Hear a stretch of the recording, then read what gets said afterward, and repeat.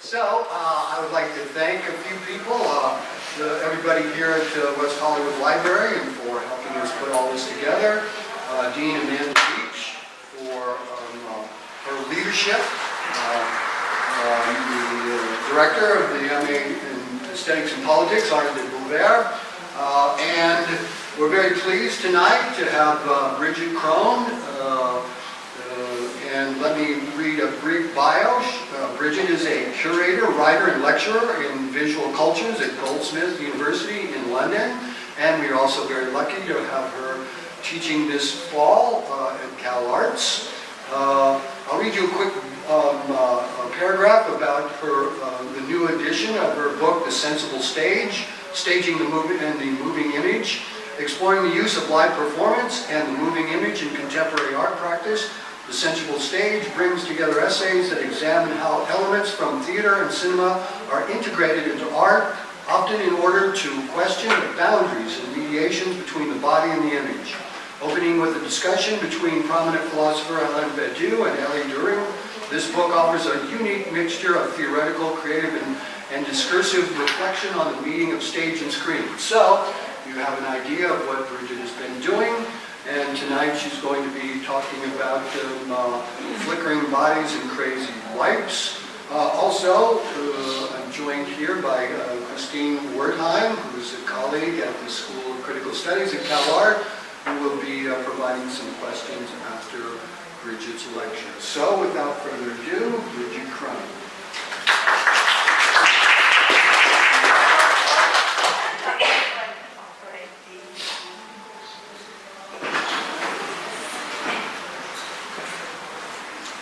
So, I've given this title a little bit of a jibe and a little bit of a joke in reflection to our kind of conversations this afternoon, flicker time and stages, exiting question mark. So I'm going to read a little bit, talk a little bit. I've got some images and a little bit of a clip to show, but I'm really looking forward to the conversation. So, just to begin, the American philosopher David Lewis begins his 1976 essay, The Paradoxes of Time Travel, with the suggestion that we should consider time as a whole divided into stages. And that in doing so, it's possible to reconsider the possibility of time travel as a discrepancy between internal or personal time and external time. What is time travel, he asks. Inevitably, it involves a discrepancy between time and time. It's not my intention here to go into a detailed discussion of Lewis's work, and perhaps we will in the discussion. Instead, I want to leverage two things from his essay, two jumping off points, I guess. The first is really about method. In reading Lewis's essay, I'm struck by the way in which he grounds this discussion concerning time travel within science fiction. He asserts that this is a valid approach to take because, quote, many of these accounts are well thought through and consistent. Lewis thus elevates science fiction to the status of the evidential, that is, suggesting it is as capable of making a serious proposition rather than providing a hypothesis or possible world that is limited in its value to the established rules or genre of form. This could be described in the terms of Lewis's work in philosophy and logic as fictionalism.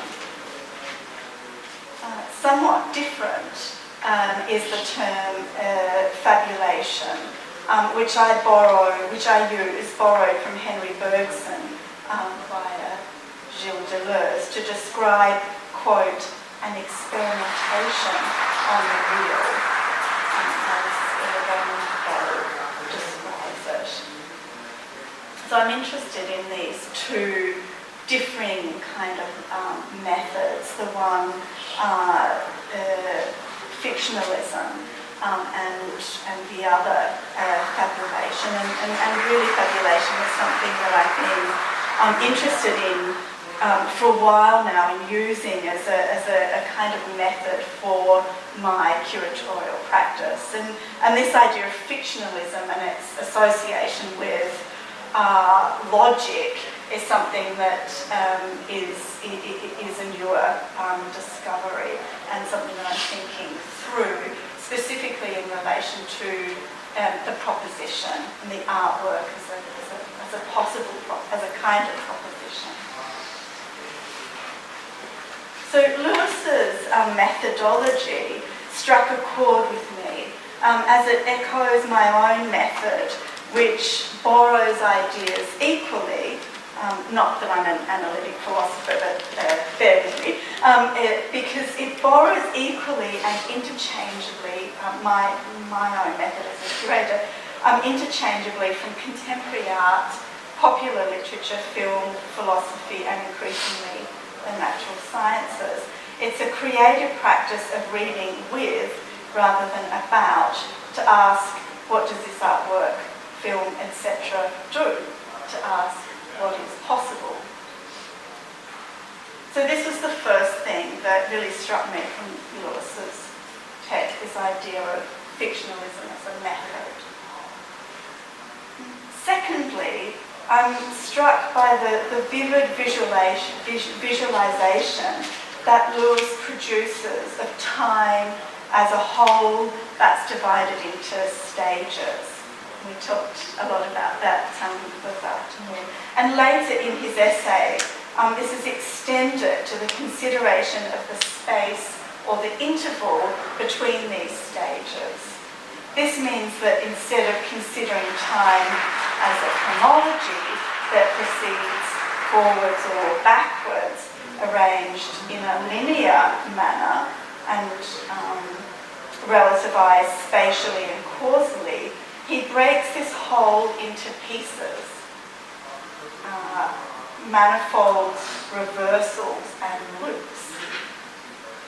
Lewis characterizes one's movement through these intervals or pieces of time to be shaped like a zigzag, a stretched out streak, a broken streak, to kind of characterize different relationships or experiences of time, different forms of time travel.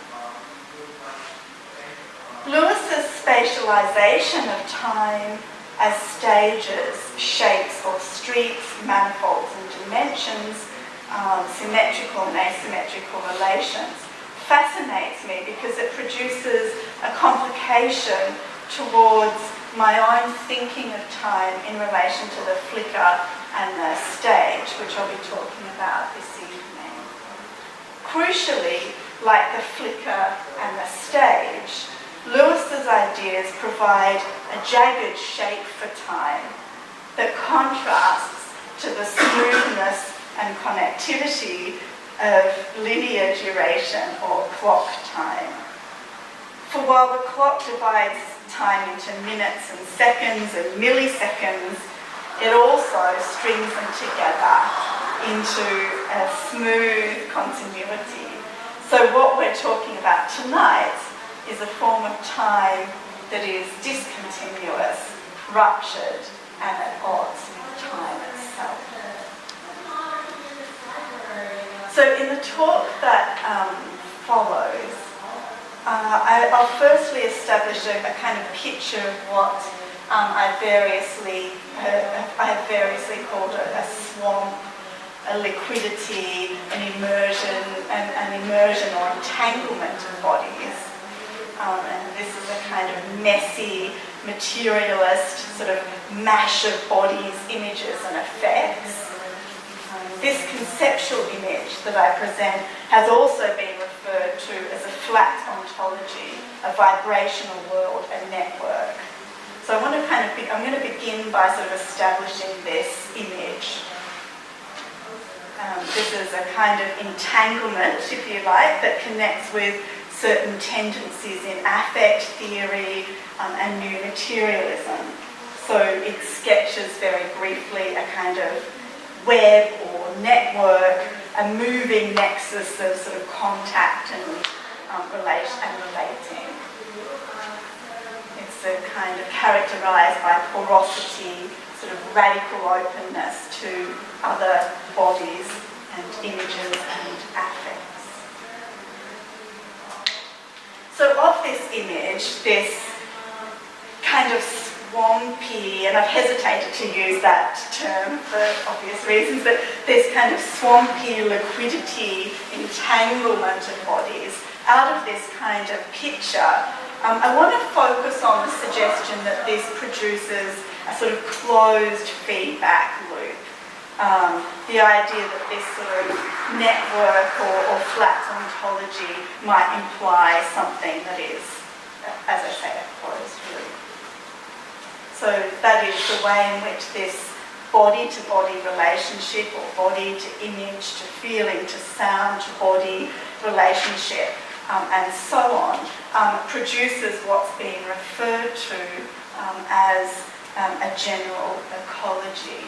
And this is Eric Pearl and James Burton in their recent book of the same name, General Ecology. My interest here is not so much the loop itself, but in the ways in which we might exit this closed circuit.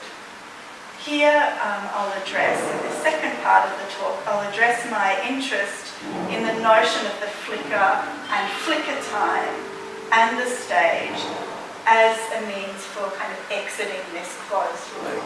So really the question for me is, how do we get out of this circuit? How do we get out of it? In this discussion of the flicker and the stage, which will form the main body of my talk tonight, I'll consider various different uses of the flicker and the stage, from experimental film to fiction to contemporary art, including the way in which they might be used to inform exhibition making, including the example of my recent exhibition, Propositions for a Stage, 24 Frames of a Beautiful Woman. And then just to end, I'll return briefly to my opening reference to David Lewis and his fictionalism in order to sort of consider the status of the proposition in my talk and leave us with a few.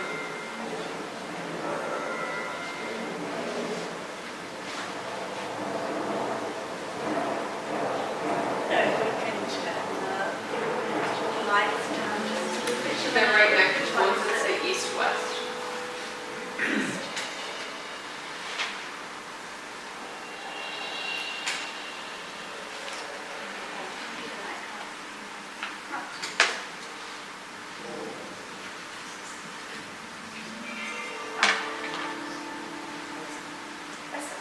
I can see.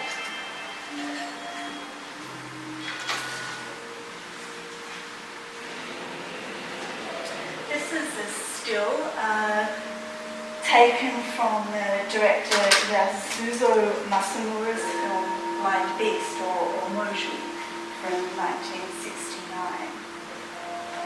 The film depicts the world created by the blind sculptor Michio. It's a world of touch, a vast landscape of body parts, as you can see. Michio, so the narrative goes, so the film goes, has entrapped the beautiful model Eiki in this world. As the film continues, she loses her wish to escape and becomes enclosed within this somatic world. And the film ends with Eiki and Michio both seeking freedom through the body by literally devouring cutting up and eating each other's bodies. Working in the context of post-war Japan and amid the Japanese New Wave, Masamura's work attempts to subvert traditional Japanese social values, which he considered to be dominated by social conformity and, quote, the dehumanizing effects of capitalism.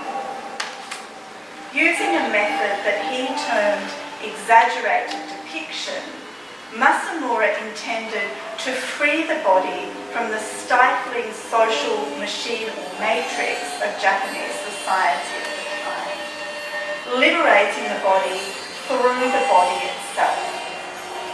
And this strategy, of course, of freeing the body through the body itself will be recognisable to those familiar with the more well-known film Nagisa Oshima's In the Realm of the Senses from 1976. Here, in The Blind Beast, the body provides the potential for an escape, as I said, from stifling social mores of post-war Japanese society and the increasing effects of capital. Yet here, within the logic of the film, or in the narrative of the film, the scenario of the film, the only escape possible is through the body. Give Me a Body Then begins Cinema Body Brain Thought, the 8th chapter of Gilles Deleuze's second book on cinema, Cinema True, The Time Image.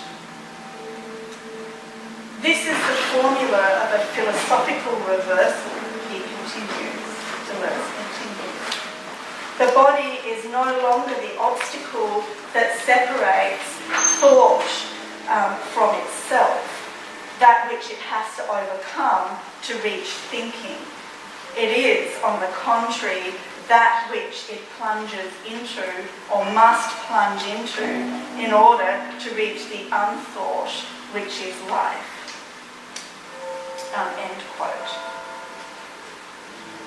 Of course, Deleuze does not make reference to Masamura's work, like many philosophers. He refers to much more of what we would consider high art.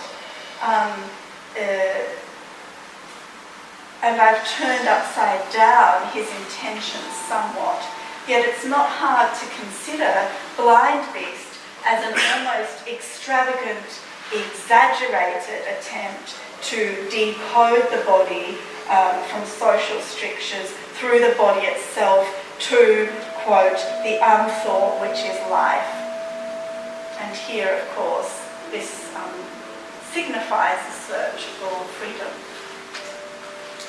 This is a freedom that is sought through the horizontalization of the body within the field of other bodies. And of course, this is exercised very literally in the example of Masamura's film. As the film progresses, Eiji kind of goes from literally a kind of vertical, upright stance to an increasingly horizontal stance, and the senses in various ways are altered. I use the terms flat ontology or horizontality to describe the non-hierarchical distribution of bodies across a flat and continuous plane in which becomings are endlessly produced through the relationship of a body to other bodies across this field or network. This is, of course, a definition of affect from the 17th century philosopher Benedict Spinoza. Thought in relation to the philosophies of Spinoza and later Gilles Deleuze and Felix Guattari, horizontality represents just one model for the manner in which bodies are locked into a mutual connective relationship, what Hurl and Burton describe as a general ecology, as I mentioned earlier. Other ways of describing this situation but which also produce an interconnected network type model, include ideas of material entanglements, vibrational fields, as well as the dense networks of vibrant matter that we see in the work of the new materialists such as Karen Barad and Jane Bennett, for example.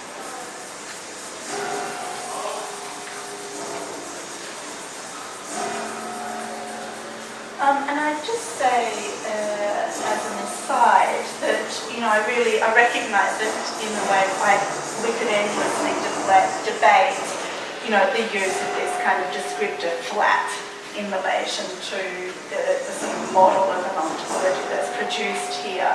And we could also, discuss the kind of important differences that exist between the model that Deleuze and Guattari propose and those of the kind of new materialists. But what I just want to do really is kind of just produce a sort of quick sketch of this interconnected, multiply producing world here, for this kind of world of bodies connected to bodies, etc. I sit, I suppose, myself somewhere between a critique and an admiration for the conceptualization of the world through these circuits and ecologies. The concern is, as Deleuze recognised towards the end of his life, for the potential of these systems to map onto a control system that produces no output and no possibility from outside of the network, however you like to figure that. This means that as someone like Nick Land recognises, the body itself can become locked into this circuitry so that there's no escape into the body or out of it. And again, this is a sort of concern that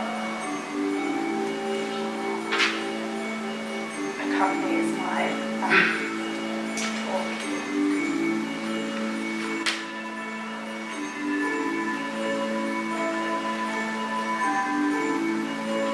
My concern then is with the possible points, as I said earlier, with the possible points of rupture, the break points within this system. Right. What are the problems and opportunities afforded by our immersion into a world of connections and affects? Where are the possible breaks, cuts, control points? Where does feedback feed back, and when does it spiral out of control or fall back into its own dark depths? Give me a brain, Deleuze writes to complete the body-brain couplet, and suggests that experimental cinema can be understood as a split between the body and the brain, and between two processes, quote, one concretive and the other abstractive. And we see in cinema too, the time image, the emphasis on these breakpoints, cuts or points of expansion that take us out of a situation into an abstractive or concretive process, that is, into the body or into the brain. Here we see Tony, and this is a still from the film Messiah of Evil, 1973. Here we see Tony caught somewhere between the two, a process of concretization and abstraction.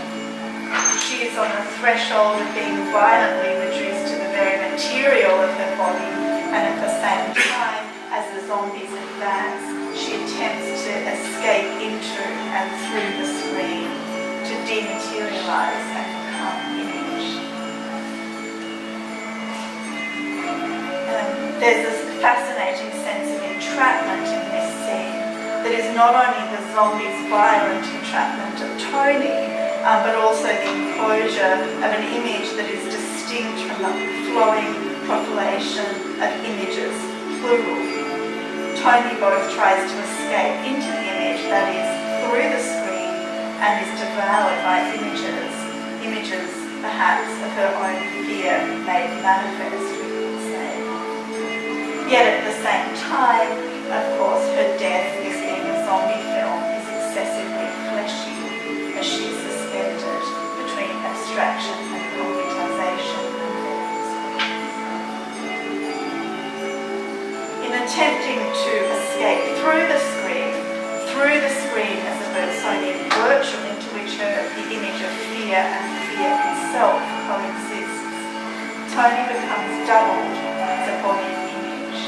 She flashes her body into the screen, trying to escape, and at the same time, she projects her shadow upon the screen.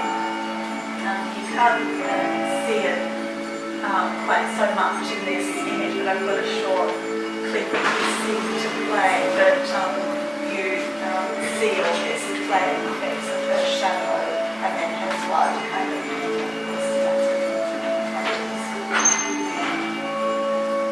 Thus she is projected upon the screen, her blood splattered, her shadow, and she is framed or caught within the proscenium arch of the theatre.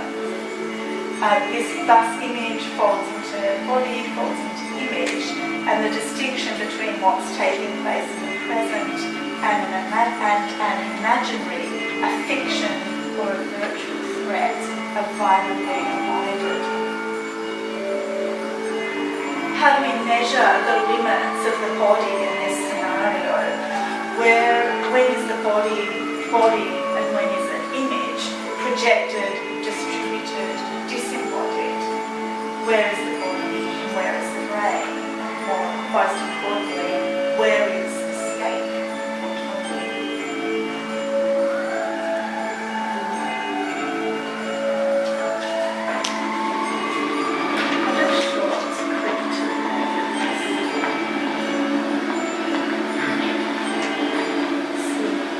But perhaps we'll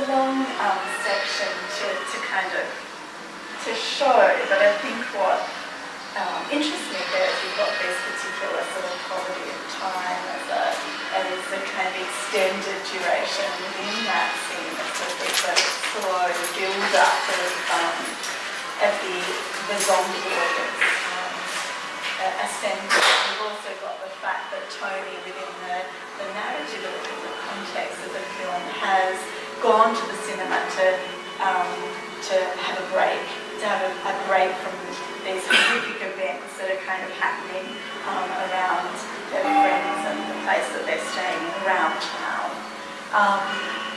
But of course, as the scene goes on, and as I described, the outside sort of closes down, and we get this, we saw the lights turn off outside the cinema, we get this closer and closer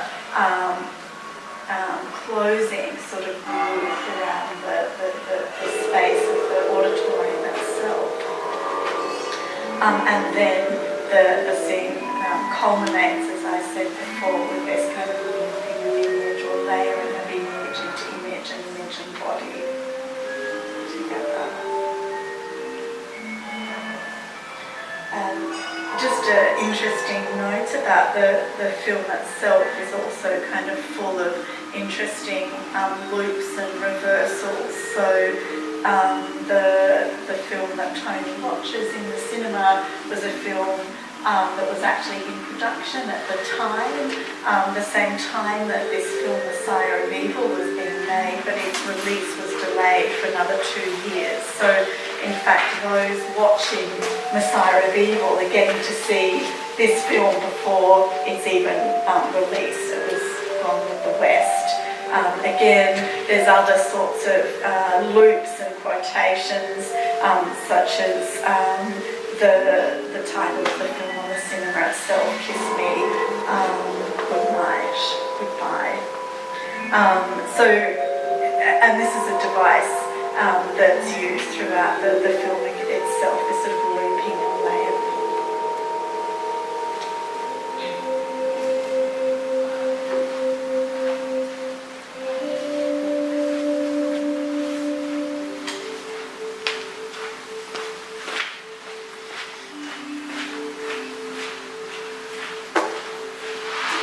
So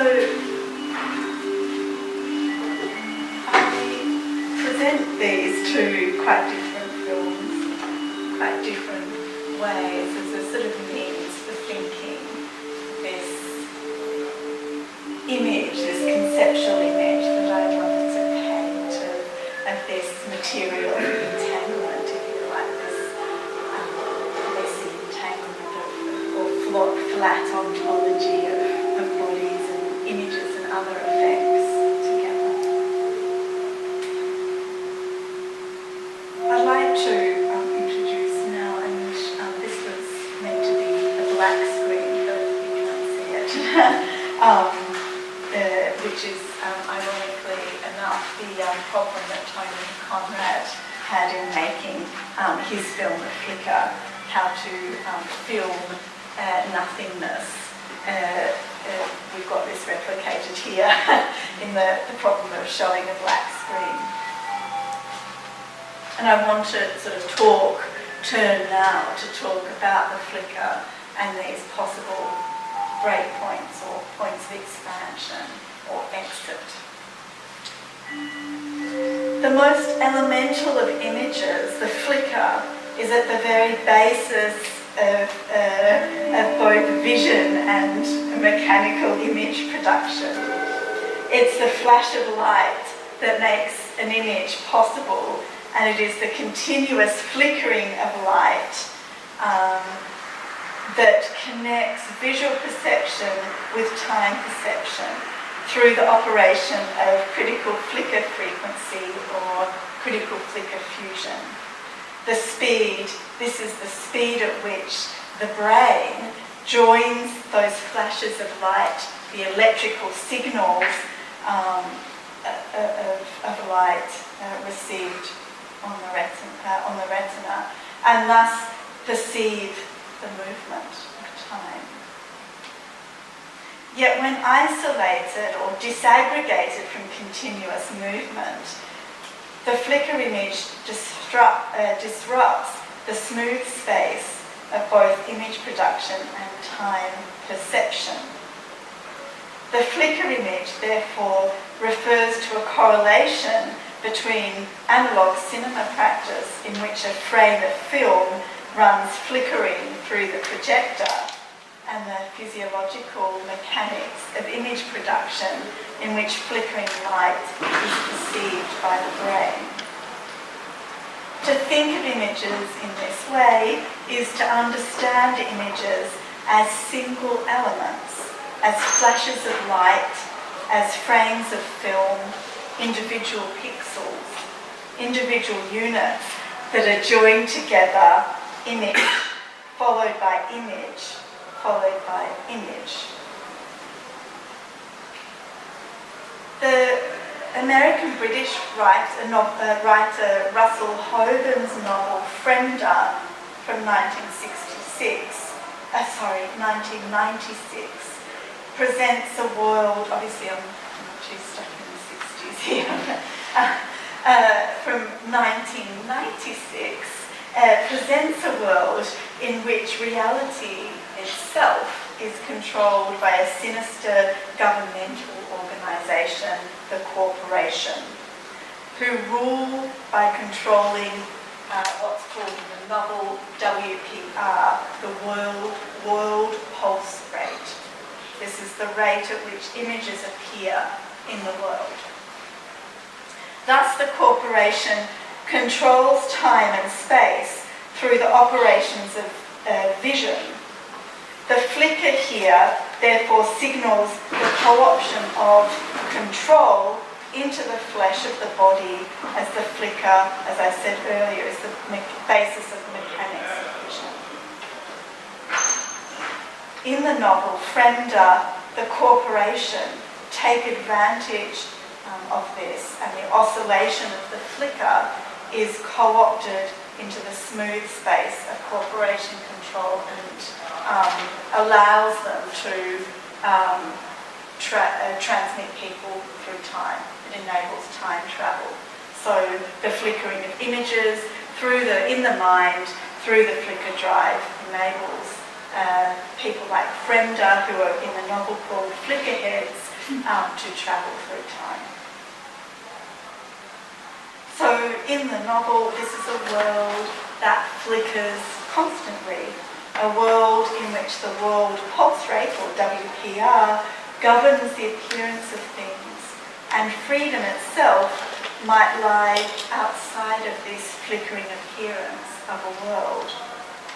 As the protagonist Fremder, as his mother Helen Bourne suggests or hopes, it is perhaps not the flickering of images that provides the real disruption to the smooth, conjoined space of the horizontal plane, the corporation's absolute control in the novel, but rather the averse space that's opened up by the appearance of the flicker, that is, the space between the appearance of images, between the flickering points of light, and through the disentanglement of their relationship to time.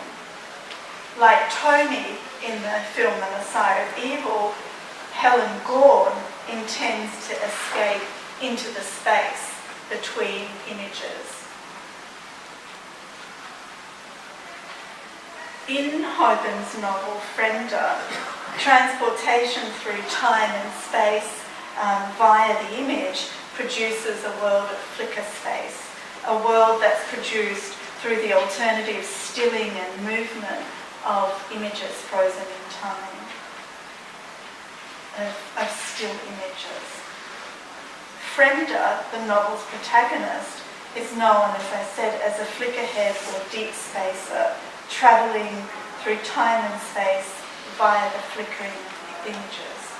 These journeys, which exceed what is possible in a regular human lifetime, are made possible by the implanting of an oscillator in Fremder's head. And this enables his projection through time and space through what's termed in the novel the jump, the instant of projection into another space-time. And of course there's a kind of correlation here with the mechanics of the film projector. And we could say perhaps the movement to, of course, the digital or to VHS or other forms of image projection in which one can kind of jump and fast forward, etc., etc. Gorn has been obsessed with the question of escape, and she experiments with the idea of escaping into the gap between images. That is, escaping between the pulses of the world appearing, jumping not into another space-time as Friend at the Flickerhead does, but out of time and out of space. While Gorn ultimately fails in her endeavour, she's unable to escape the totality of corporation control. Her fictional research is useful for us because it suggests that rather than focusing upon the appearance of images, the moment of illumination, we could instead consider what lies outside of the image, what lies outside of the frame of the visible. Therefore, rather than the point of light and its relative speed of transmission and reception, it is perhaps the surrounding points or control points of not light or not image that provide a real rupture or disruption to the continuing flow and appearances of the image. And it's here I want to move now to the potential to find points of release or escape outside of, away from, or in the gap between images, as Helen Gorn suggests. So there's a number of ways to consider the operations of the flicker here and its potential effects. To insist on the flicker image as a single flash of light, a cut or a point cut, as Deleuze does in his few pages of writing on experimental artist film, is to isolate an image from the constant movement of images, and in doing so, to break into the flow of time, interrupting, disrupting or rerouting time's movement. Through the notion of expansion and multiplication that Deleuze evokes in relation to abstract film, he builds upon the way in which the point or the cut is able to open and expand a space outside of or away from the image itself. Tony Conrad's account of the genesis of his film, The Flicker, emphasises the subsequent extension of the flicker into a pure optical image. And for Deleuze, this is the point, we could say, of the crystal image of time where the virtual and actual meet. This point where times, the past, future, present meet in this point of a crystal and allow this kind of gesture, this point of expansion out and away. What Conrad calls the experiential excess of the flickering light. Conrad recounts that the idea for his film, The Flicker, and subsequent Flicker films resulted from seeing the performer Mario Montez dancing in a sequin dress and casting a myriad of points of light. This led to experiments with the artist Jack Smith involving Montez dancing in front of a steady beam of light emitted from a lensless projector. And he says, Conrad says, we had used the flickering light from an old battered up lensless projector and discovered that it created an incredibly luminous effect and froze Mario Montez when it was shone onto her. Conrad remarks upon the freezing of Mario Montez in the moment, in the instant of illumination, so rather like freeze framing, the movement of the image is momentarily stilled in the luminosity and light. Here the image can be considered either in the instant of its illumination, the individual flashes as little events, or in relation to the incorporeal optical effects that it produces, the kind of after images that we see in our head. Conrad recalls, "I was devoted to the experiential excess that flickering light made accessible to abstract film." Conrad's appeal to the excess that's produced from the flickering light suggests a break or cut, a rupture in the flow of images, a rupture that enables the virtual to appear as excess. Here we might think, as I said, of the flicker effect producing the point of the crystal image of time, the point at which the actual and virtual are most closely bound together, heightened in the instant, in this instant of expansion. Conrad cites his interest in neurological research as contributing to his interest in the experiential effects of the flicker, which he describes as being related to a harmonic structure and frequency range which affects people differently. In this way, the flicker developed not through a sole concern for the mechanics of the image's apparatus, but also through the potential effects of this apparatus. As Conrad says, composing with flickering light opened up, quote, a whole new spectrum of experiences. My work on the flicker or flicker films and the mechanics of vision takes in a more substantive account of the flicker time in Conrad's film and Hoban's novel, as well as sort of extending this into an exploration of discontinuous editing techniques in the film work of Manuel de Landra. And this is something that I'm particularly interested in how the use of these kind of discontinuous editing techniques kind of allow this expansion kind of away from a continuous or established, grounded sort of timeless. But instead of kind of, just at this point and just to finish up, instead of continuing this trajectory, I want to sort of move instead back towards the idea of a stage with which I began, as this space that emerges through the opportunity that the flicker presents for discontinuity, for time broken up into pieces, for an ulterior orphonic space.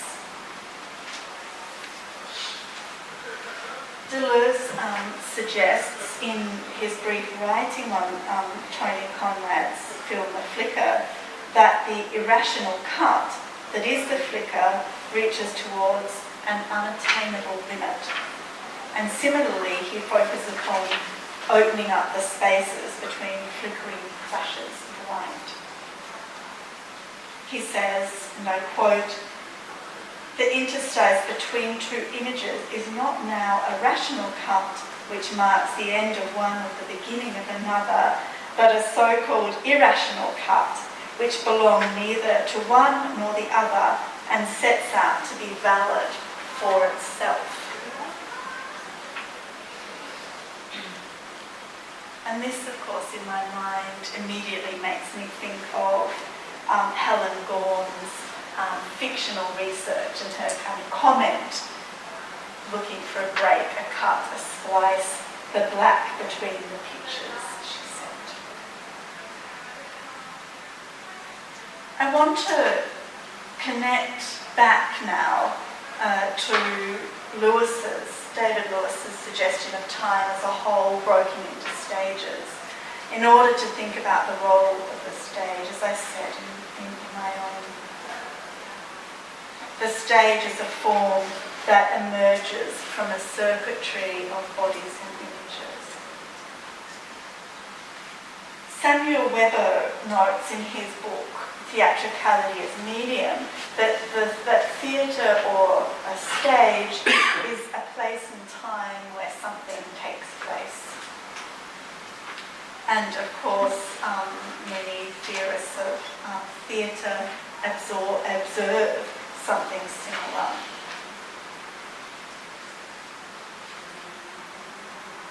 Utilising these references, a place and a time where something takes place, a place that is bounded by space and time. And the shape, utilising these references and the shape of flickering, of the flicker in Conrad and Hopen's work, I want to propose the stage as not only pertaining to theatre, but as a temporal space or limit. Here, considering time as a stage with space-like dimensions, as Lewis does, enables it to emerge as a disassociation or break. The stage, therefore, enforces a separation from the thick, undifferentiated materiality of bodies in order to produce a different order of encounter, one that inhabits a less determined space outside of the horizontal, flat ontology that I pictured earlier. The stage, I want to propose, articulates a taking place that is distinctive from the horizontal movement of bodies and images, so that a different form of encounter might occur between both bodies and images, or between bodies. The activation of the stage in this way offers a vertical gesture that counters the continuum the continuum of a horizontal field. The stage, therefore, offers us a way to frame an encounter as a piece of time, and in this way, it acts like a frame in an analog film. The black space between the frames that cuts a single image from a flow of images, and which thus produces an image and its disappearance.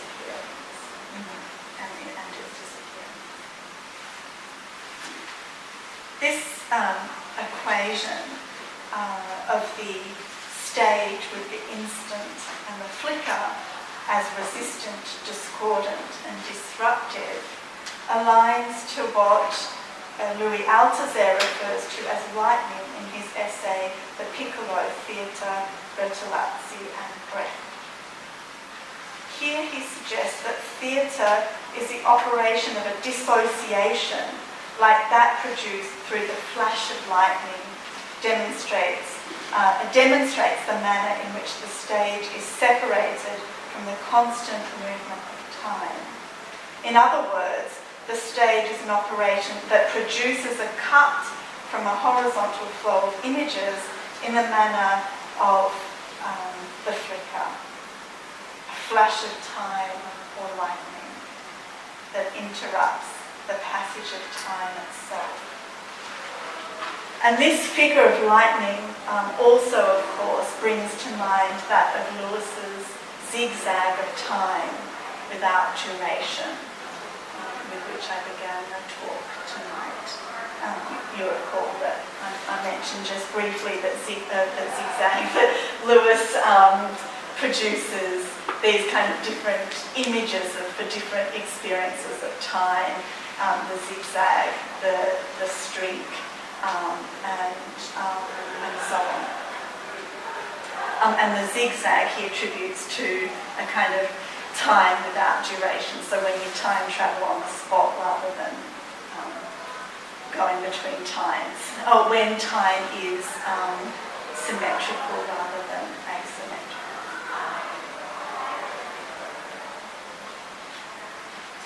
In the exhibition I curated, that's currently on display at the Institute for Contemporary Art in Singapore, I've attempted to realise this thinking about the stage in relation to Lewis's proposal for a rethinking of time and in relation to the discontinuity and separation proposed by the flicker and the notion of flicker time.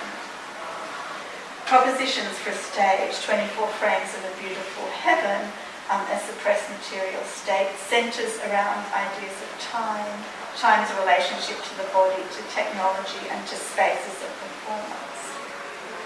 The individual artworks in propositions for stage are presented within the gallery as a series of discrete worlds, spaces, times and hermeneutic logics constructed by the works themselves.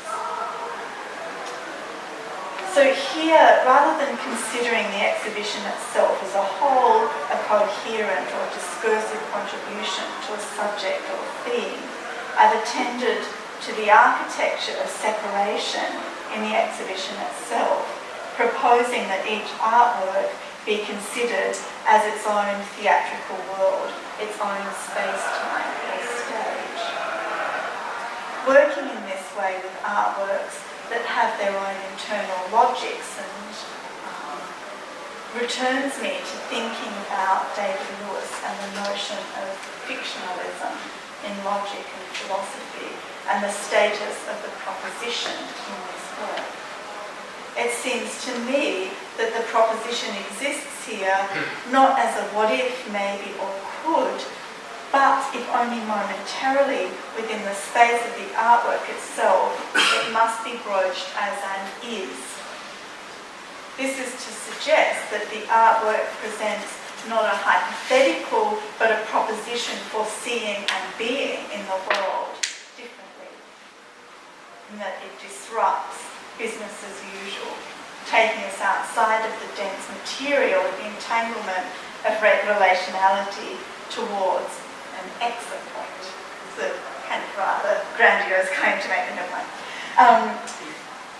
This thinking outside of the network has been figured in a number of different ways. Of course, we know from Lyotard's notion of parology to more recent suggestions of paranoids as the spaces between and outside of the nodal points in a grid in relation to a sort of specifically digital network. Rather than mapping these already useful models in some ways for thinking outside of the dense relationality produced here, suggested here, I'm concerned to connect the point and point cut, disruptive and expansive operations that Deleuze introduces in relation to experimental films move out of the image and into the body and brain, and beyond that towards other forms of expansion and exit. And I hope that the space of the stage, this space outside, this possible space of the proposition might do this. And that's all. Okay, very good.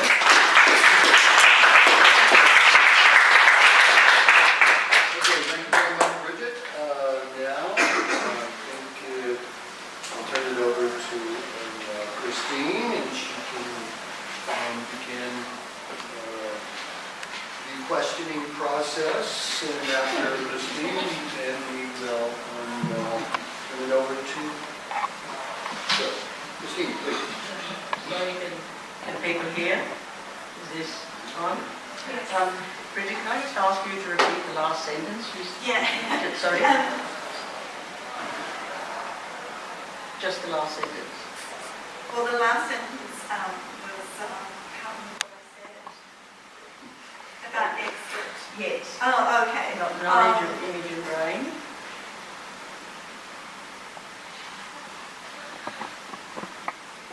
Rather than, so I said image and out of the image and into the body or brain, and beyond that towards other forms of expansion.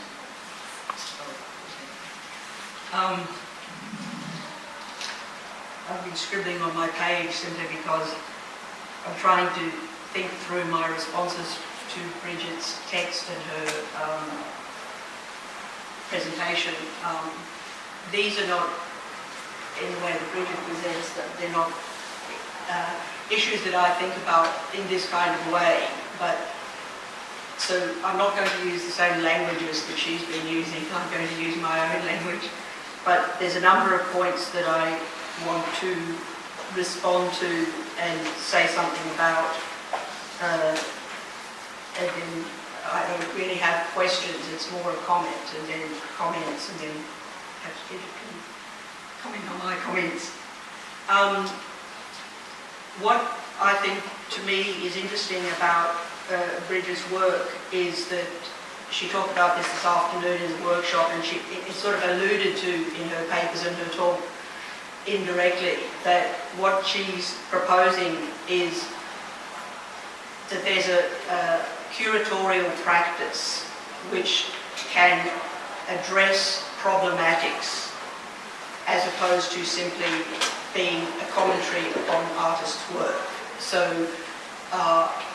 one might compare this to the relationship between, what's traditionally called the signifier and the signified. That there's the sign that, or the signifier that points to something that precedes it. And as a curator, you can think of, okay, well, I'm commenting upon the artwork that precedes me, and it's, as it were, the reality, and mine's the commentary. And she's proposing a kind of curatorial activity that is not like that. That's a kind of working through a problematics with the artwork. And I say specifically working through a problematics because I'm trying not to use the word thinking about it, because I think what she's trying to propose, or sorry, not trying to, she is proposing ways of working through problematics that are not just grounded in pure thought. And I think that is a very 20th century or 21st century issue that we've inherited from the last 300 years of post-Kantian conceptualization of the world.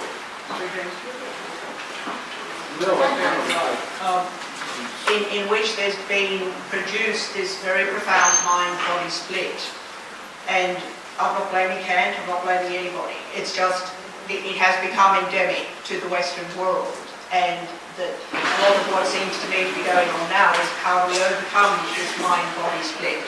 How do we overcome this idea that thinking, working through problems only takes place in the mind, when clearly bodies and materials and encounters with other phenomena, such as images, can clearly partake in the process of working through problematics. And as I say, I keep using this phrase, working through problematics, because I'm deliberately not using the phrase thinking. And we actually need a new vocabulary that avoids the word thinking. So on a level of practice, what I think Bridget is getting at is extremely important. At the level of vocabulary, I think there are some serious problems. So, number one problem, which I'm just going to mention, and then I'm going to move on to say something else, which is what I actually want to talk about. I'm just going to say this now. We have, as she has continuously stated in her paper, in the West, and I'm only making claims for the society that I've grown up in, not for other societies, we have a tendency to think that the experience of time is an experience of duration, and that duration is continuous, and a standard terminology has come into being that continuity is linear. I wish to state, and for everybody to take on board, that the three terms continuity, durational, and linearity are not isomorphic. Things can be durational without being linear. They can be continuous without being linear. So we should not conflate those things. The second thing is that it may be that we have experiences of time which are non-durational and non-continuous. We just leave the linearity out of it altogether. And the terminology for that, from the realm of physics anyway, would be that the experience of time is what are called quantized, that is, they come in packets.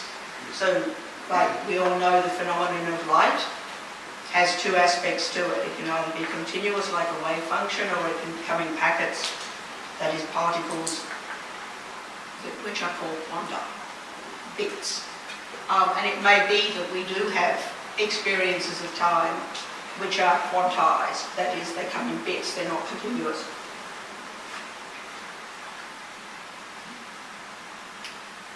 What Bridget seems to be proposing is that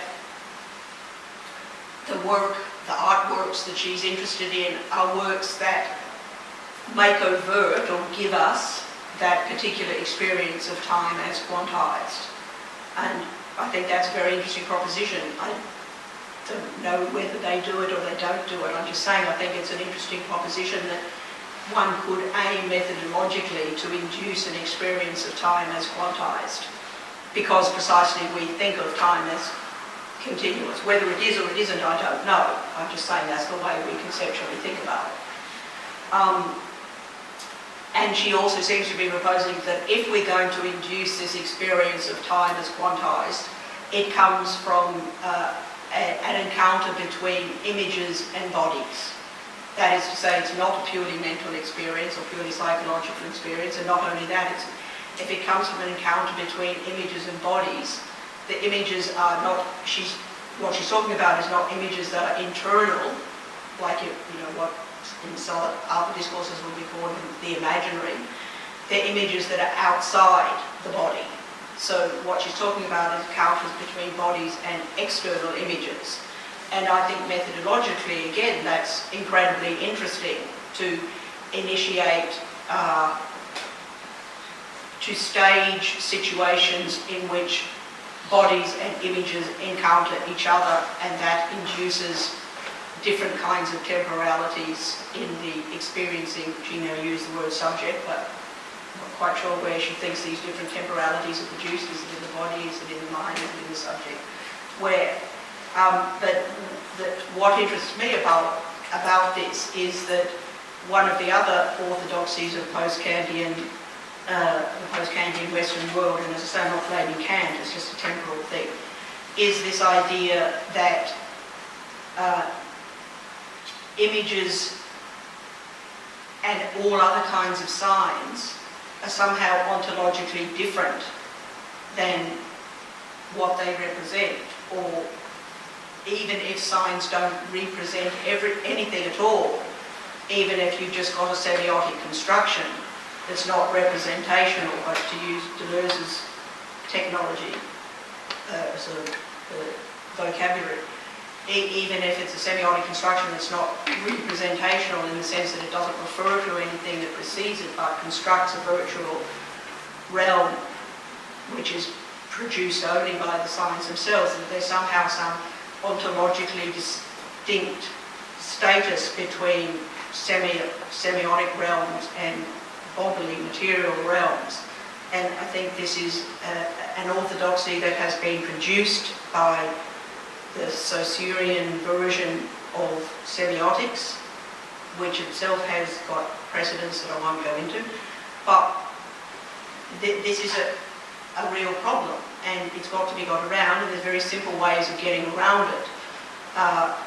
In medieval semiotics and in other kinds of semiotics like that developed by Peirce, there isn't this ontological separation. I'll give you a very simple example. Take a traffic light. A traffic light is a sign. We'll take a red traffic light to be specific. A red traffic light, the sign, the signifier, if you want to use that terminology, is simply the colour red. It's located in a certain time and place. It's located there because it's held on a pole that's got electricity going through it that goes flash, flash, flash, flash, red. But the sign itself, the signifier, is just simply the colour red. And what it refers to is a social law that says when you see this sign, you must stop here now. And anybody who's driving a car who recognises that sign does one of two things when they see that sign. They either put their foot on the accelerator and drive through it, hoping to get through it, or they put their foot on the brake and they stop. Either way, they recognise the sign and they do a physiological action which stops the car. And the referent of the sign is a law.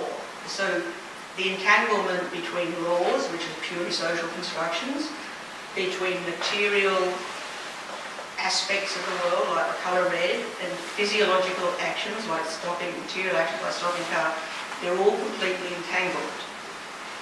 The desire and need to get over or to find a way to re-entangle bodies and signs comes from a false problematic that was set up in the 20th century by the domination of Saussurian linguistics that we just all have to get over quickly.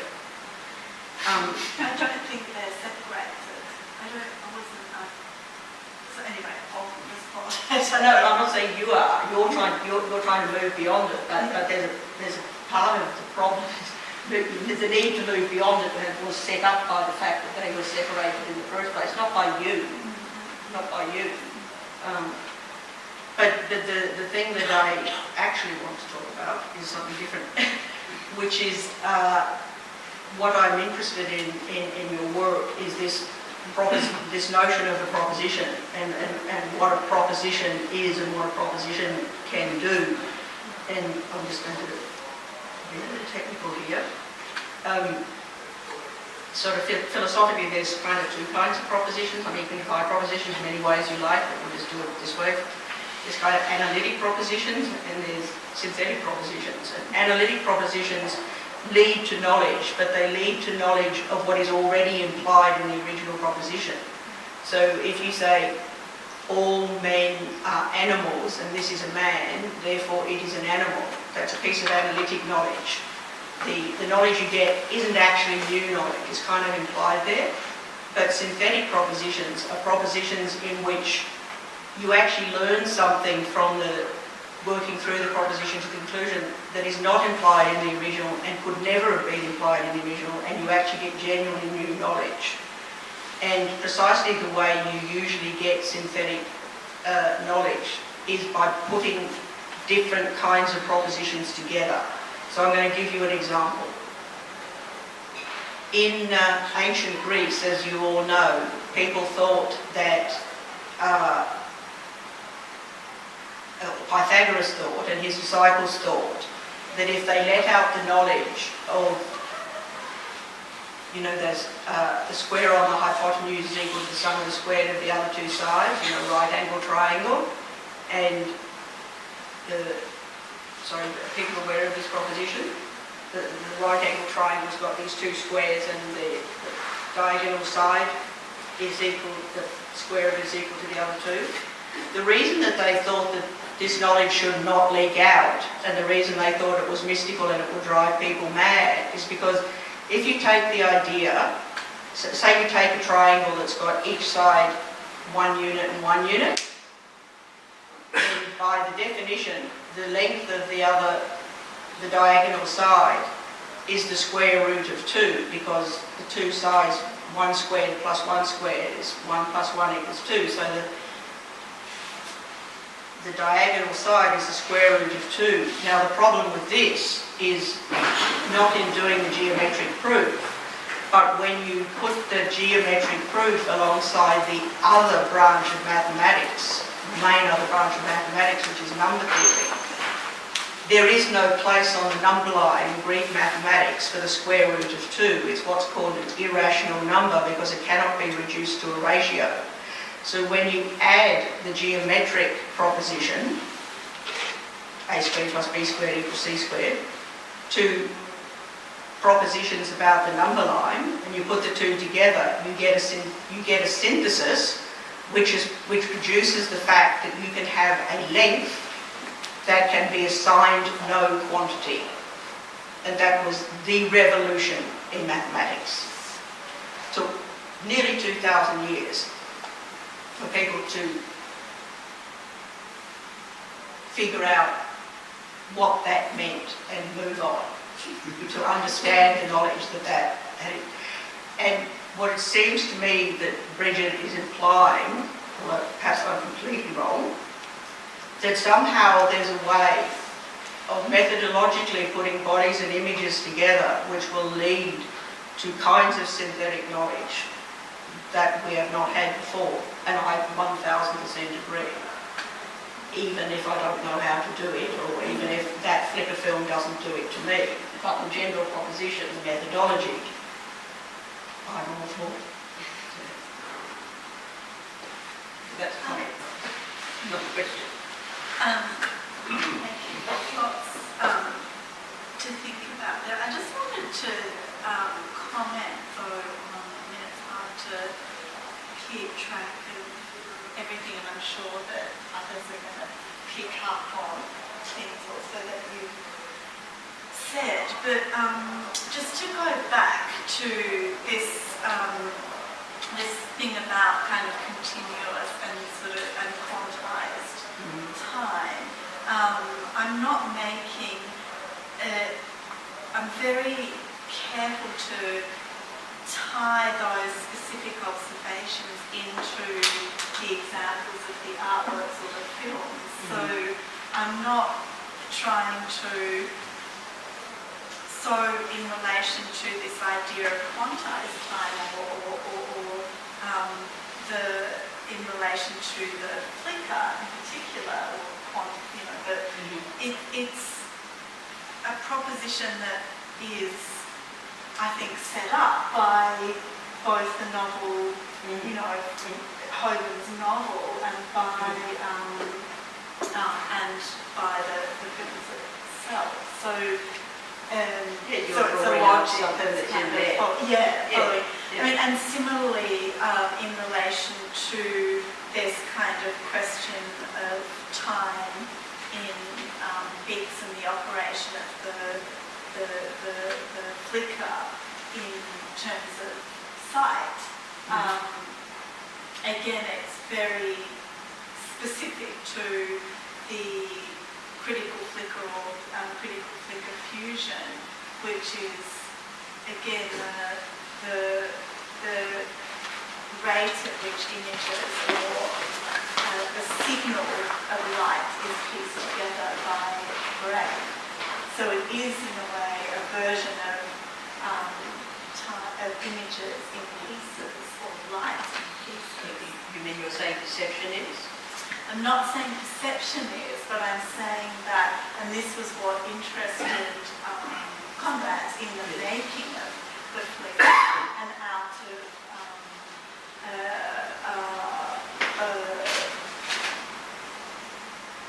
the studies, these sort of early neurological studies into the effects of flickering light on the eye, was the way in which this information is sent to the brain as signals. And this is what he just wants to get to, the idea of an intermittent kind of signal and the pace of the signal in terms of how the rate at which the eye can fuse together these flashes of information. So we've had this conversation before, and somehow I still never managed to quite grasp the point that neurological studies seem to show that the information sent from the retina to the brain goes not as a continuum of information, but as quantized packages. What the brain does with it, I don't know, but so the information goes from the retina to the brain in these quantized packages, and that is it. That was the so we've got the back of our eye is as you know, rods and cones, and the lens allows light in, which is received onto the back of the eye. It is transmitted into a signal, and it's simply this. The interest is simply in this pulse, this electrical pulse, the transmission of that to and the critical flicker fusion then is the rate at which those pulses can be conjoined. so this is the film is simulating the transmission of information from the retina to the brain in packages. yes.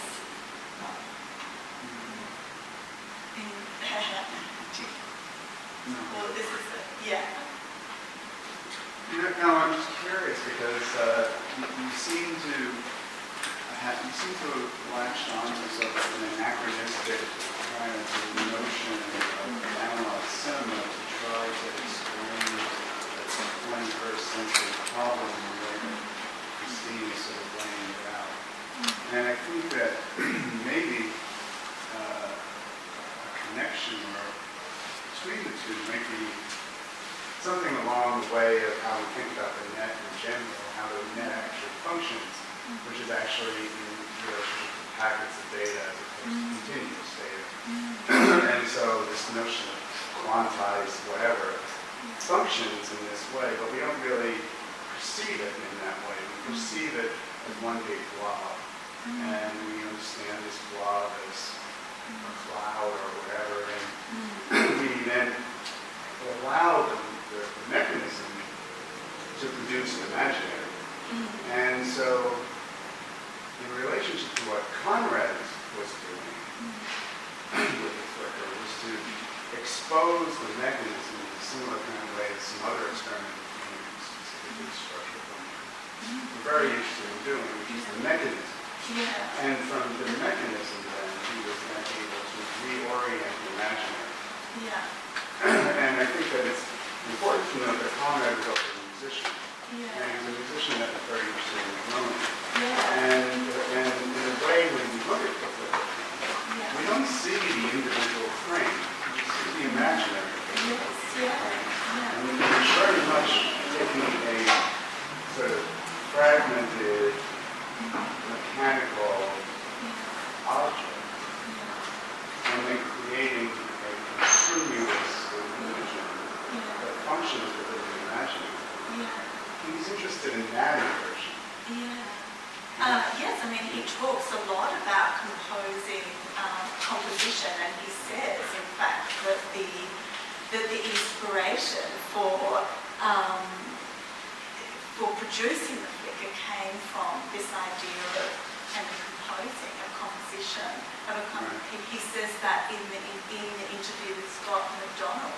He says it quite explicitly. He says also, of the long duration, the start of the film, he talks there, and of course that has the long sort of musical interlude with the piano, and it's really in a kind of extended time. But he talks about that, or again in the interview with Scott McDonald, he talks about that as an extended time, as wanting the audience to enter into the space of the film itself. I think Yeah, but that's not necessarily a physical question, it's an imaginary question. In other words, it doesn't stop with the physical, it actually proceeds into the questions of the imaginary. And I think that if we look But it's all about the, I mean, it says, Sure. it says it's getting into the brain. It's getting into an imaginary of kind of after images and after effects, and that's what Conrad wanted, because he's interested specifically in neurology and in the possibility of composing with these black and white frames and alternating black and white frames, specifically in order to think or to allow this to produce a kind of, people went to watch it. There's a lot of anecdotal reports about people going to watch the film repeatedly because of the psychedelic effects. So it's all about this. I'm not suggesting otherwise. I think it's absolutely that. It's absolutely about the imaginary. It's about moving, expanding,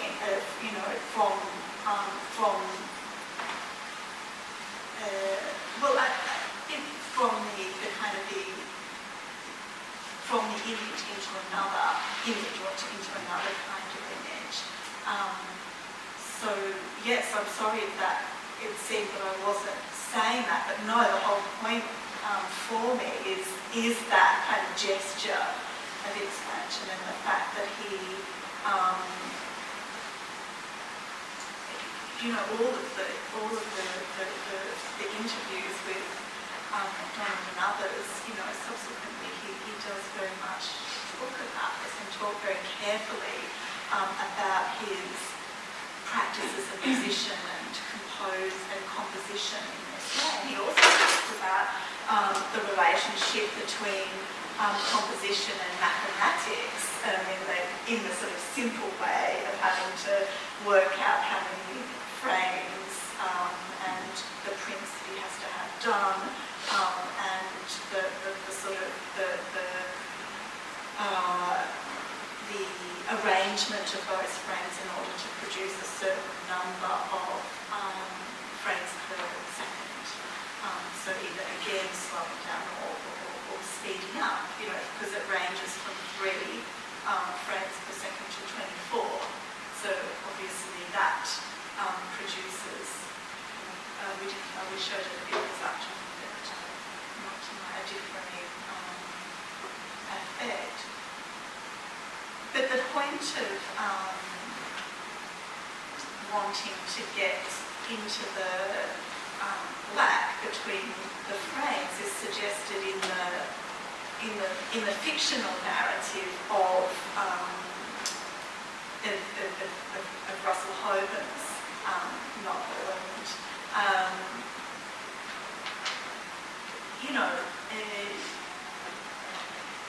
and when we talked about this again a lot this afternoon, some people don't find this kind of model of the world sort of or this problematic satisfactory, but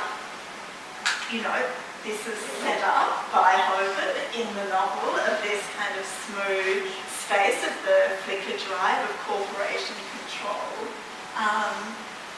Certainly it provides a model for thinking about other sorts of controlled, linear, durational, not maybe the same thing, but different forms of connected, and I'm not equating connection, linear, duration here. And in fact, I should just say, to return, this word duration is one that is, it is used within the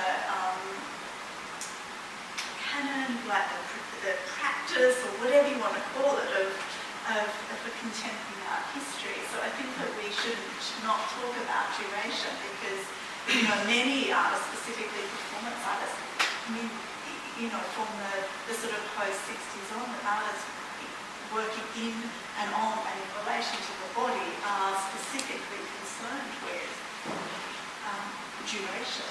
Oh, no, my only point, I'm all for duration. My only point was duration and linearity are not the same thing. You can have duration across a plane, you can have duration in a 3 dimensions, in a cube. You can have duration in as many dimensions as you Or like. 4, as in Lewis's. Or you can have duration in any number of dimensions. All my point was duration isn't tied to linearity, and likewise you can have a linear sequence of non-continuous points, discrete points, just as you can have a plane of discrete points. Yes, well, this is true. Linearity The and duration discontinuity. would be in the practices, that just mentioned would be a kind of suspension almost.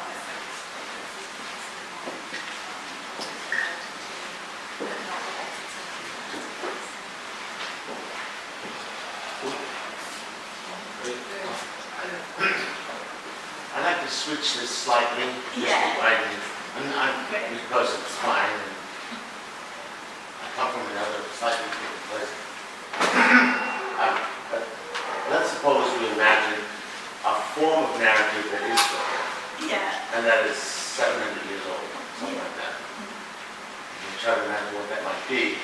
It would be, for example, in medieval carnival, and carnival continued, that people would reenact the idea of fractured, involuted world upside down things, playing God, or not playing God, or playing this and that, and so on.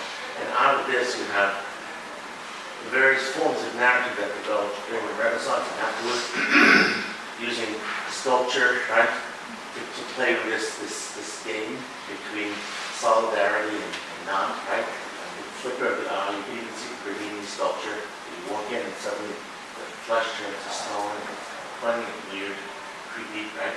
Interesting. And you see it in the ceiling in the art and buildings.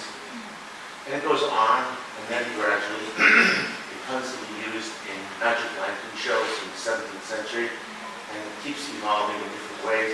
But one thread of it goes directly into film animation, which is based on a kind of animal. For example, often in film animation, you slow down the metamorphosis of a character so that you can actually see each line changing. It's kind of anamorph rather than anamorphosis, birth in fractions. And I'll give you an example of one very, very silly cartoon from the 1950s. And just to open up this question, the idea that you can actually have no narrative that tells a story. So, there's a little cartoon called Duck and Monk. It's made by Jack Jones. He didn't have any idea. He read Santa Ana, but he didn't, that's it. That's the only philosophy I ever read. Kept working all the time along with Mark Twain's idea of animals, you know what I'm saying? But in Duck and Monk, you have a character who's turned into an image who makes war against his own image. And it's all done in a flickering effect as the camera keeps misbehaving, someone's in control of the narrative. And the two characters, the two Daffy Ducks, are battling inside the flicker to come to some resolution which they can't because Bugs Bunny won't let them, right? It's a very silly 6 minutes, but it's stunning. And it has, strangely, in a parallel way, elements of duration. You literally can see the duration moving. It has elements of flicker. It has the idea of image being a character, the character being the image. It goes on and on. At some points, a big eraser keeps erasing him every time he tries to say something. He gets very angry, and the big eraser draws him the wrong way, and so on. So that means that animation, in many forms, as one example, right, is a narrative based on the idea, I wouldn't even say of nonsense. It's more complicated than nonsense. And so I think that you've selected one example, right? But there are so many examples in film and narrative, and this one even goes straight into theater and that. So I might suggest that you also, while you're playing, let the playfulness loose and find other models. I'm not saying that the whole journey that you're taking isn't interesting, but I think there are parallel journeys that could be powerful and fun and effective. Does it make sense? I mean, it's interesting. It makes me think of the conversation that we had about the theatre, the cave, the shadow plays in the cave,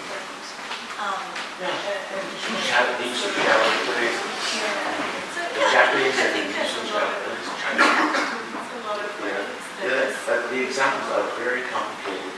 When you talk to these people, you're astonished. This is one point. When I spoke to the animator, he used to always have arguments with another animator.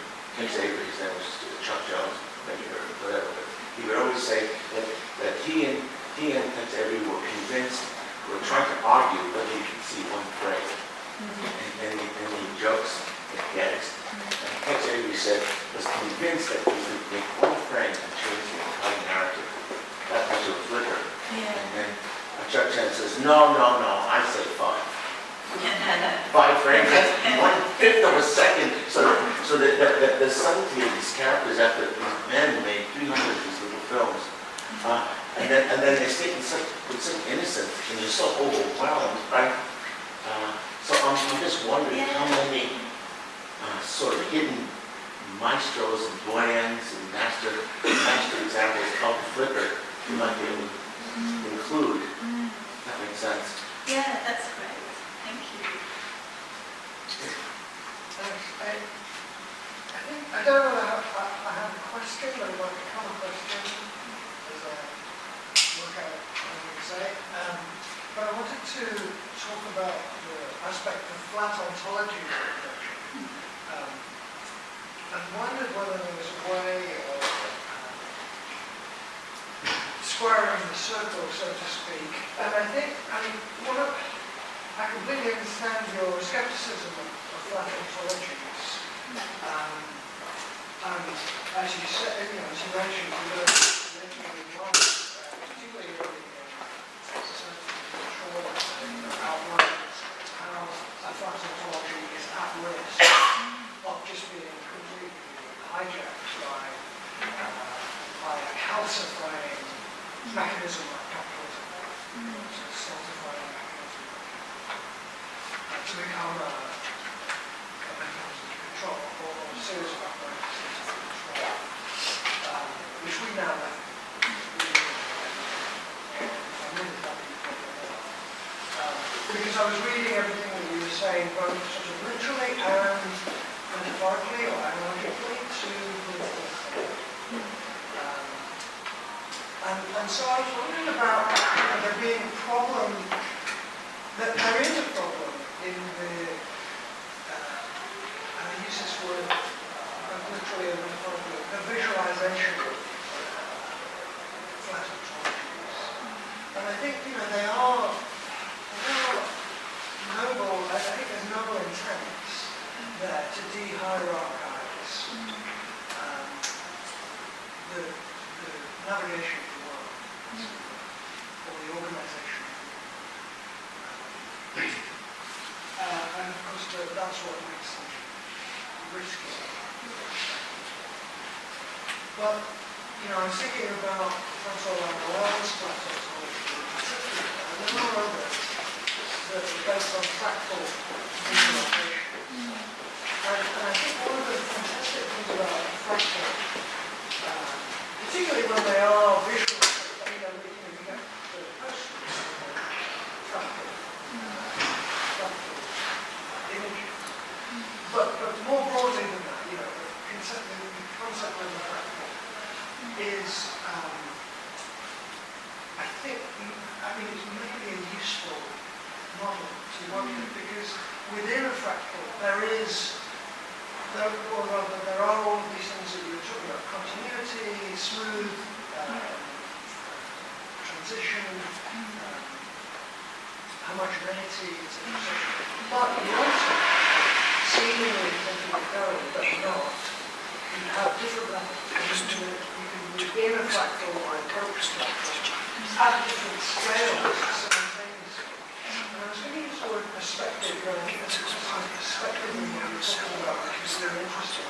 But that implies a certain kind of visual status as well. So I mean perspective differently metaphorically. And within a fractal,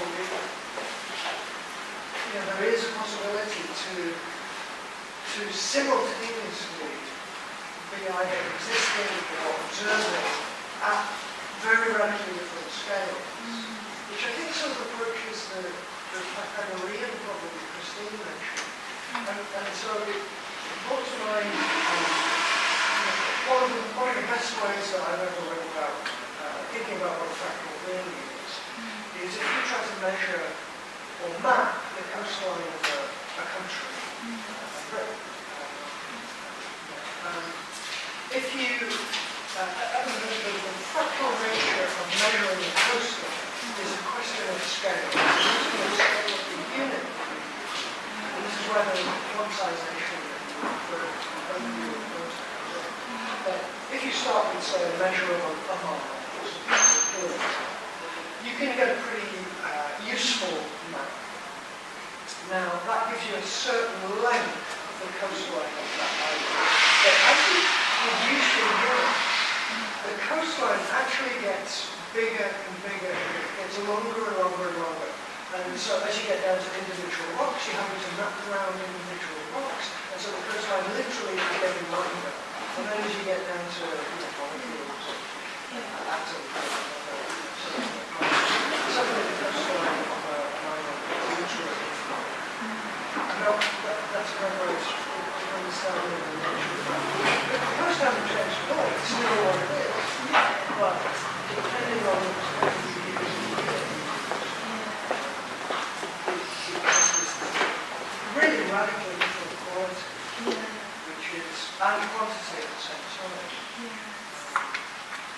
so I wonder if that was something that Oh, this, your discourse might be. yeah, I think absolutely. So I haven't used, the flat ontology, I think originally it was Delanger uses it, right? And he does use it to describe, simply as you said, a kind of non-hierarchical organisation. And I haven't used that term for a long time. I haven't been sort of using it, but I returned to it for this because I wanted to sort of, I thought, well, it would be a good way of sort of sketching out what I wanted to sort of sketch out.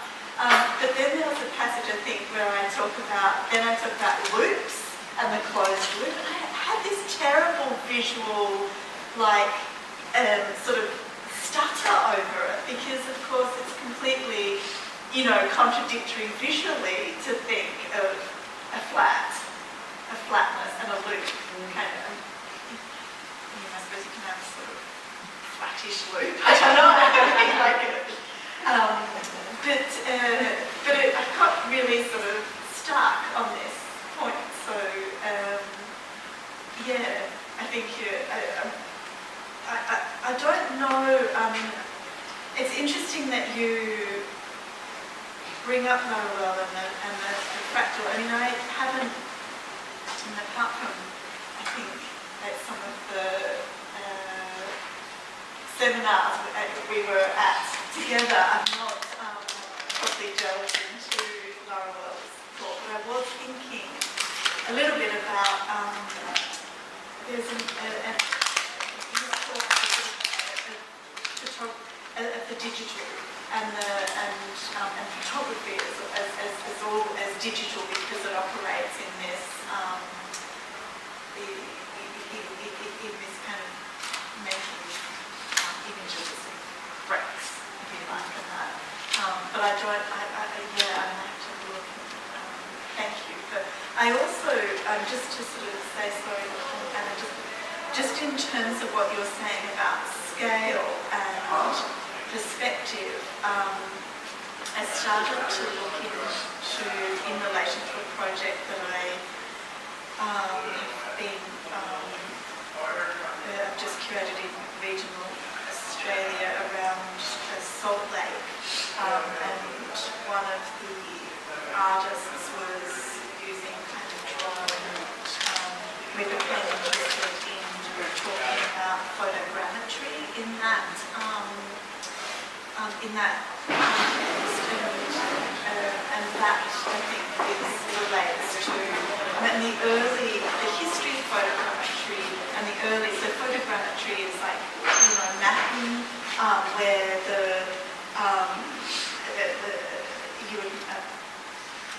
in the early days of playing with flyover or whatever, and they constructed a camera that also had a sort of measuring device sort of built in. But then there was also this interesting element where they would then walk the ground to prove the image that they'd taken from the play. And this is taken up in a way by the Australian writer and theorist Paul Carter, who in his book Ground Truthing, he begins with this image of photogrammetry of kind of walking the ground and comparing it to the aerial image. And again, I think for me there's something useful there in this tension between image and walking the image. Thank you. Yeah, I think there's a lot. I guess I just thought it's a very exciting proposition. It's interesting to say to be demanding an expansion of pathways through this problem. About exits and expansion. And whilst I'm not necessarily interested in exits, I think the demand for other kinds of pathways, being different levels of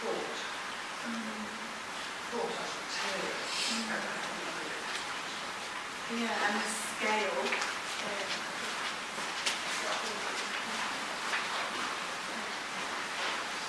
Okay, we've got time for about one Adam. more question. Adam, Please. Yeah, I had a couple of thoughts about what Christine said and what you said, but I'll leave it, if I make it short enough, maybe I'll have a second question. But it made me think along the lines of both Tom and Norman about, my response was more about thinking about the flicker in relation to visual compression.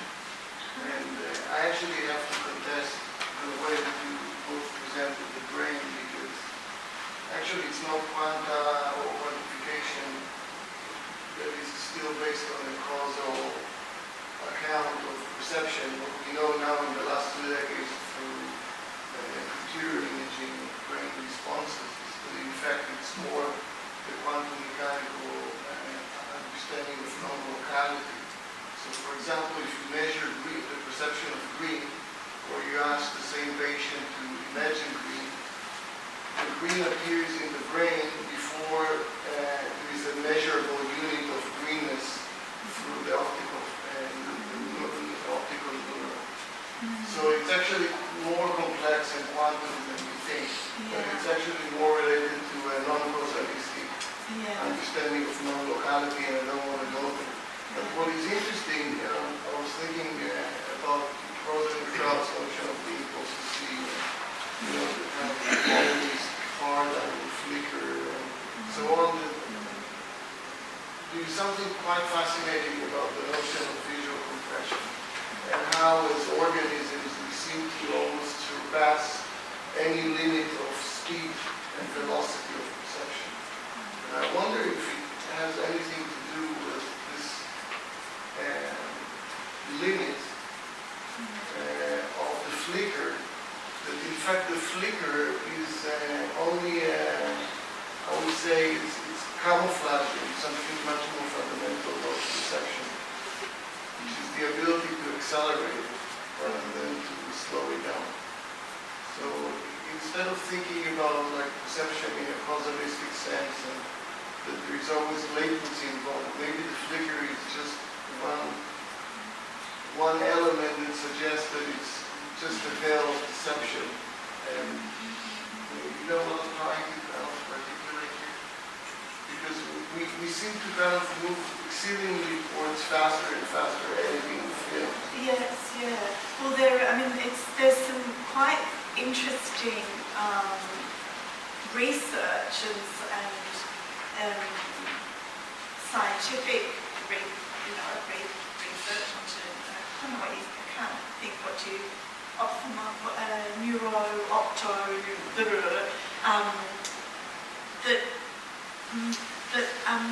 looking at the relationship between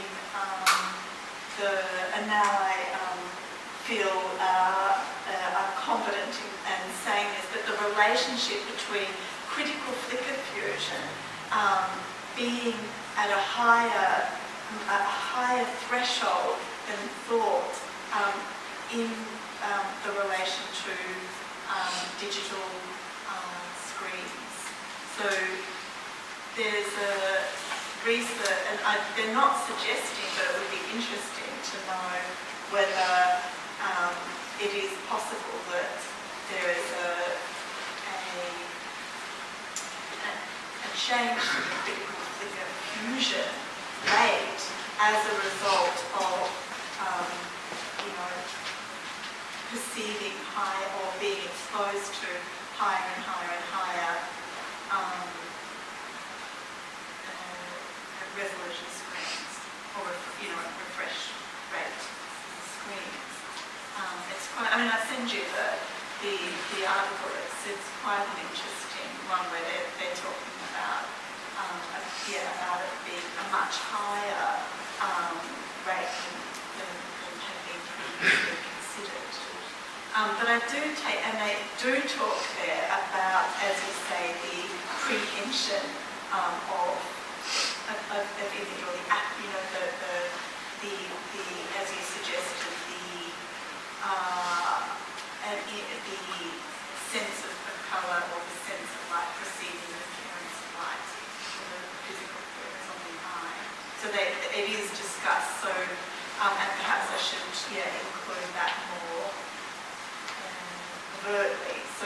not simply a forward, cause and effect, and that, yes, they do recognise that there is a contribution.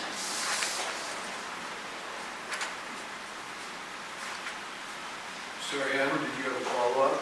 Well, I mean, I also kind of find in both your talk and Christine's commentary interesting because it almost feels like we're living in a parallel duration to politics. Yeah. We're visiting the 50s because I was thinking about Carl Lieber and David Bohm in the 50s. They were both thinking about holographic brain. Yeah. And so it's something like that, and the fractalization of holographic, which is again my micro flicker and macro flicker visualization. It's kind of interesting. Yeah.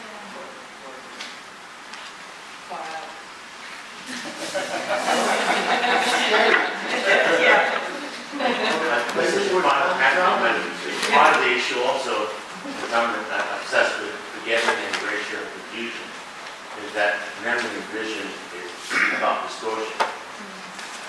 We don't get it back the way we received it. But that makes it even more interesting, right? The flicker is a form of paramnesia. Something like that. Yeah. Okay, well, we're going to bounce this out here pretty shortly and be on time, so we can go in front, but let me remind you that in 2 weeks, the MA students from the program, Studies in Politics, will be doing something here, so if you have a chance, please come back. That's in 2 weeks. And I would very much like to thank Bridget Crone for our